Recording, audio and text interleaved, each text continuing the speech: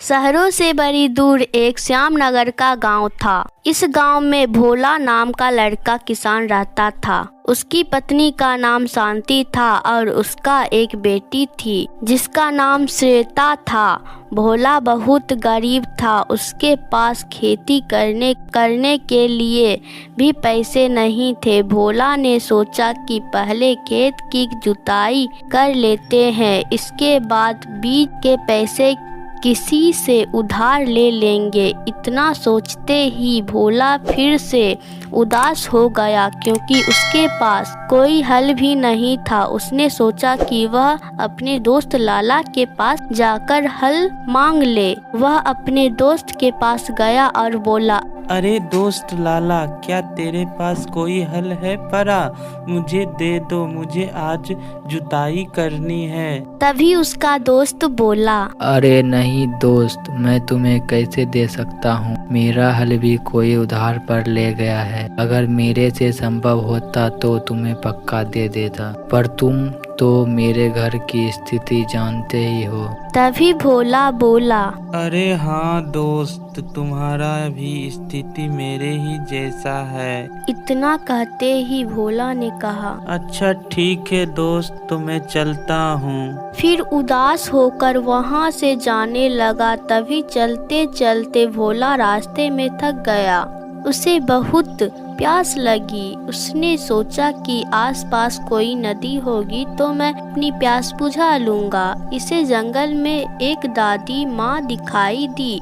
भोला ने उससे पूछा, अरे दादी माँ, आसपास कोई नदी है क्या? दादी माँ ने बोला, हाँ बेटा, आगे चलकर एक नदी है, पर वहाँ संभाल के जाना। वहाँ पर कुछ परियां हैं जो बहुत बुरा है और कुछ ऐसा भी परियां है जो अच्छा है, संभाल कर जाना। तभी भोले ने कहा, चिंता मत करो दादी माँ, मैं संभाल कर जाऊंगा। भोला नदी की ओर बढ़ने लगा। तभी भोला नदी के पास पहुंच गया। उसने जैसे ही नदी से एक घूंट पानी पिया, तैसे ही पानी में परी का छाया दिखाई दी। वह घबरा के इधर उधर देखने लगता है, पर उसे कोई दिखाई नहीं पड़ता है। वह फिर से पानी पीने लगता है। तभी नदी से एक परी प्रकट होती है। परी को देखकर भोला घबरा गया और बोला, अरे तुम कौन हो? परी ने बोली, मैं गुलाबी परी हूँ, तुम डरो मत, मैं अच्छी हूँ। तुम्हारा कोई इच्छा है तो मांग लो। भोला ने बोला, अरे मैं कहीं सपना तो नहीं देख रहा? तभी गुलाबी परी ने बोली, अरे नहीं नहीं, तुम कोई सपना नहीं देख रहे हो। तभी भोला बोला, मुझे एक हल दे दो। तभी मुस्कुराते हुए परी ने बोली, बस इतना ही? तुम चाहो तो और कुछ भी मांग सकते हो। भोला बोला, नहीं परी जी, मुझे एक हल ही दे दो। फिर परी ने अपनी छड़ी घुमाई और एक जादुई हल आ गई।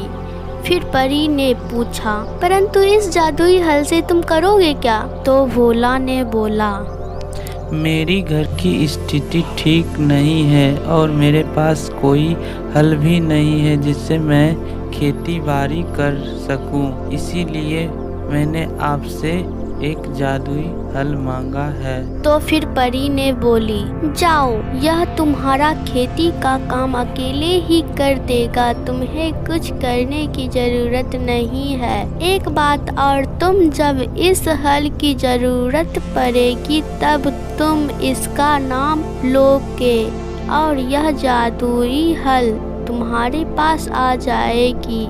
भोले ने परी को धन्यवाद करते हुए अपने घर की ओर रवाना हो गया।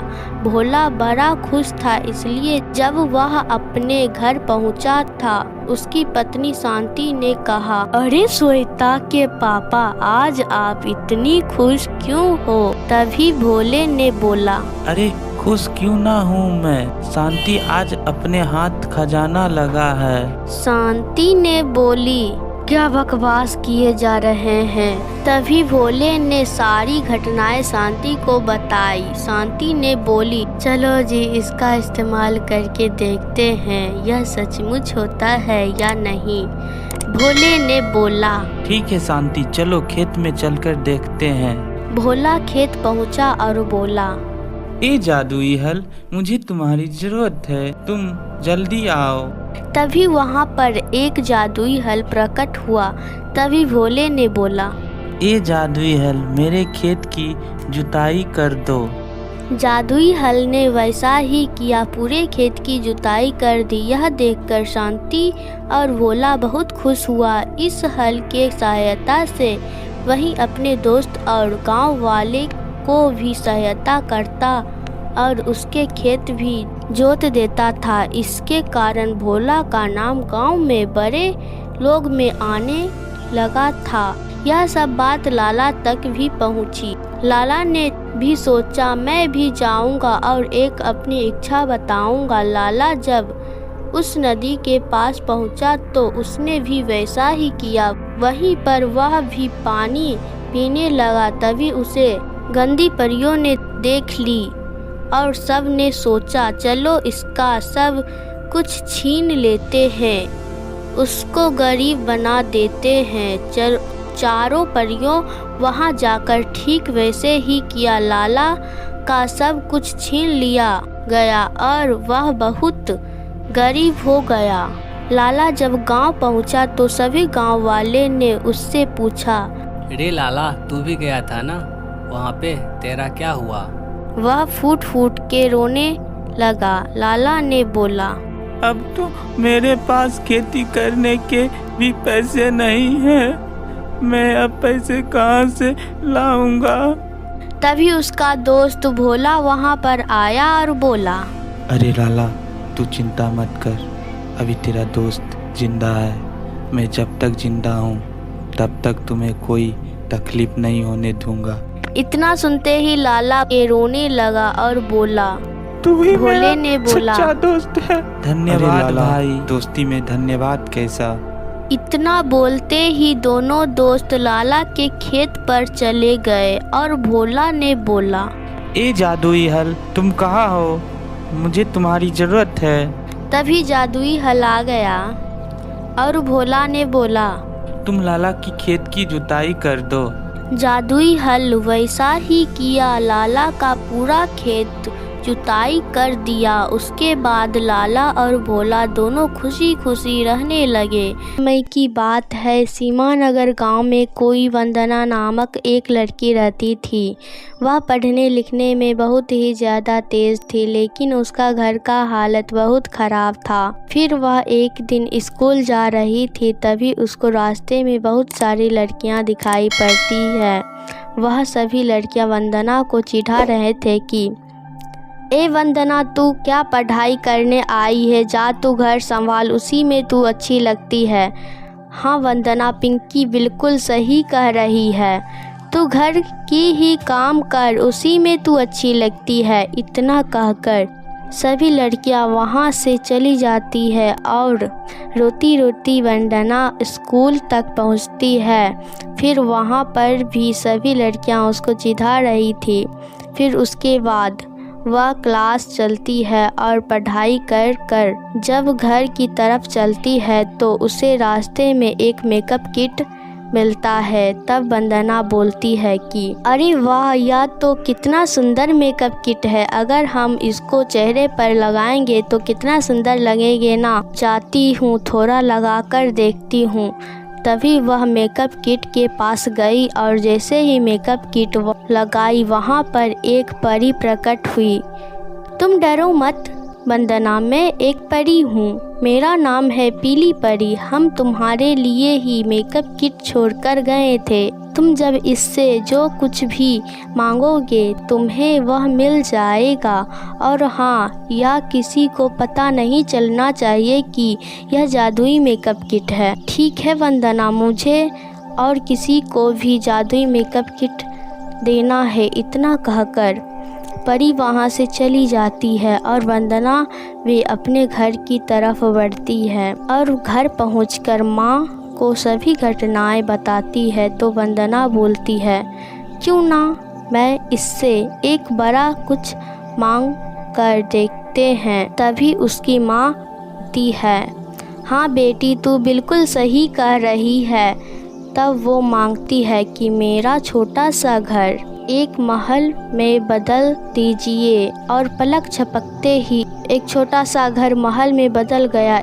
इससे वंदना और उसकी माँ, पिता, भाई सभी खुशी खुशी रहने लगे। लेकिन जब यह बात विमला उसकी बगल वाली को पता चलता है तो वह सोचती है कि क्यों ना हम यह चुरा ले, और चुरा कर हम भी इसी तरह एक बड़ा सा घर बना लेंगे। तब एक दिन वह वंदना के घर जाती है और बोलती है, वंदना तुम यह सब कैसे कर लेती हो? तुम्हारा लगता है कोई लॉटरी वटरी लग गया है। तभी वंदना बोलती है, नहीं नहीं आंटी, ऐसी कोई बात नहीं है, सब कुछ भगवान का दिया हुआ है। इतना कहकर आस्था वहाँ से चली जाती है और फिर विमला घर बाहर जाकर कहती है कि यह कम वक्त नहीं बताने वाली, मुझे ही कुछ पता लगाना पड़ेगा। तब एक दिन वह मिठाई का डब्बा लेकर वंदना के घर लेकर जाती है और कहती है कि वंदना, अरे ओ वंदना, देखो हम मिठाई का डब्बा लेकर आए हैं। जी आंटी, किस खुशी में मिठाई का डब्बा लेकर आए हैं?